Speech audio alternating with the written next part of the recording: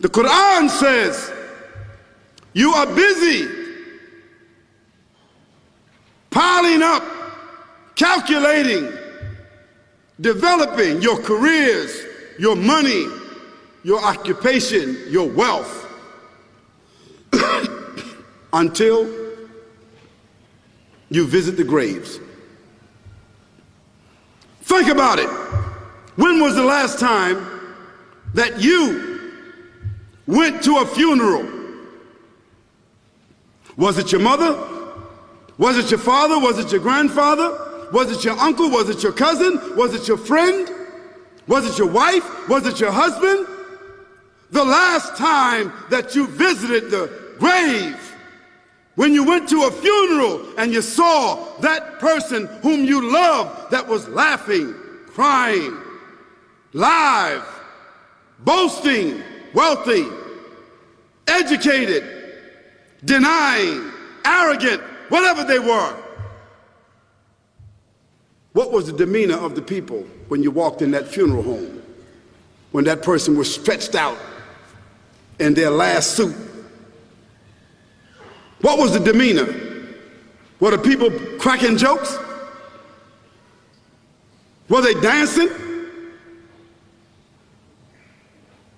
Were they clapping and singing songs? No. Silence. Melancholy. Trauma.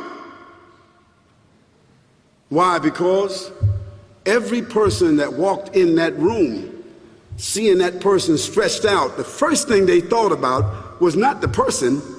The first thing they thought about was that one day, this will be me. So Allah said, Alhaakumut takathur. All of us, all of you are engaged in running your mouths, doing your business, multiplying, buying houses, cars, business, whatever you're doing. And when you're told about God, religion, life, morality, you're saying, look, I ain't got no time for that. I got no time for that. I don't want to hear that. I don't even believe in God. Matter of fact, I don't even know if I'm going to die, and if I do, maybe I'm coming back again.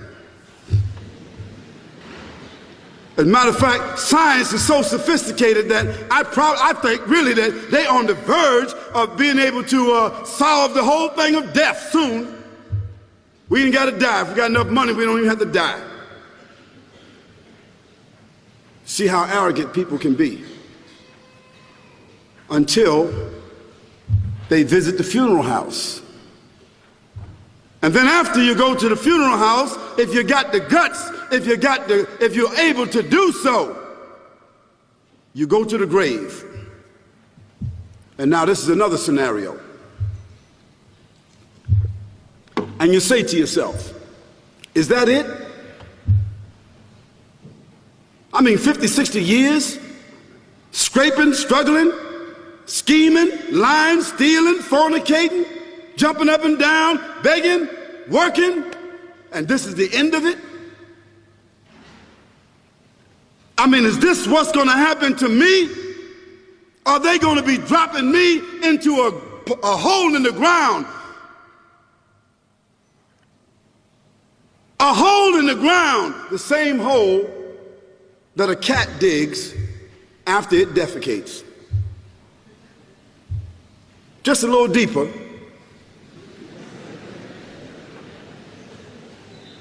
But for the same reason. The cat digs a hole because the cat has dignity. Something that human beings don't seem to have. Instinctively, the cat digs a little hole, covers it up. Humans have got to be taught to do that. But it's for the same reason. So you and I, we're going into a hole a little deeper than the one the cat dug. And all the people that's crying, pulling out their hair, screaming, almost acting like they falling in the thing with you. They want to just jump in there with you. Not really though, you know, it's all an act. Because ain't nobody really gonna jump in there and stay in there. They don't love you that much.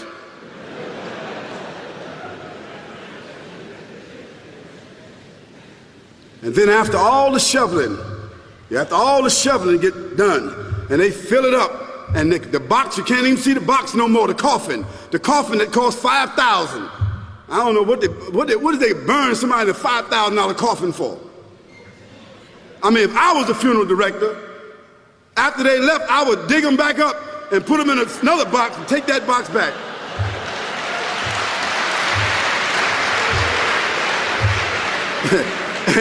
and honestly, I'm telling you, that's what they do. Yeah. So after all the money and all the drama, and they dig that hole and put you in there and cover you up, and everybody goes back to the place, go back to mama's house or daddy's house or whoever's house, and we cook some chicken or whatever it is, and we do a little dancing and drink some scotch and forget all about that person, and then we want the lawyer to come now and talk about, divvying up the spoils. So if that woman who died had a husband, somebody else is gonna marry him, you know that. And that man who died, that woman, in about 6 months or a year of grieving or whatever it is, she gonna come to understand that she needs somebody else to be with, so she gonna marry somebody. So that means if his suits are still in the closet and he can fit them, who gonna wear them? So it really means that after all this time, and the people walk away from that grave, it's over. What about that person in the grave? What's happening? Because you know and I know that death is almost like sleeping. Death is like sleeping. Your body is gone. Your body is dead. Your spirit is gone, but your consciousness is there. Yes, brothers and sisters, you and I are going to know when the people put us in that box and put us in the grave. We are going to know. Your spirit is gone. You can't shout. You can't call out. You can't say, "Don't leave me here." But you're going to be hearing and you're going to be seeing, because that's a different kind of consciousness. But you can't move. And in that grave, this is when the real trauma is going to begin. Because there's a reason for humans to go inside the grave. If the Creator wanted to, He could have caused us to live and then disappear into the atmosphere. But He didn't. He caused us to go into another womb called the tomb. You started out in the womb of your mother, and you wind up in the womb of the earth called the tomb. From the womb to the tomb. This is the whole trip. And this is what you have to think about. That grave is going to be a place of drama and trauma. A place where you're going to be questioned before you're resurrected.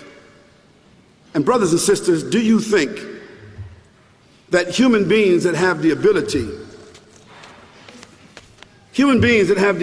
to take a piece of earth, dig it up, irrigate it, put down seeds, plant corn, whatever the case might be. The corn comes up, they harvest the corn.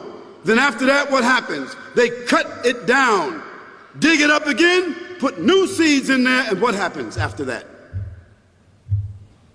Comes back up again. What happens in the winter? All the leaves fall off the trees and the earth goes dead. And what happens in the springtime?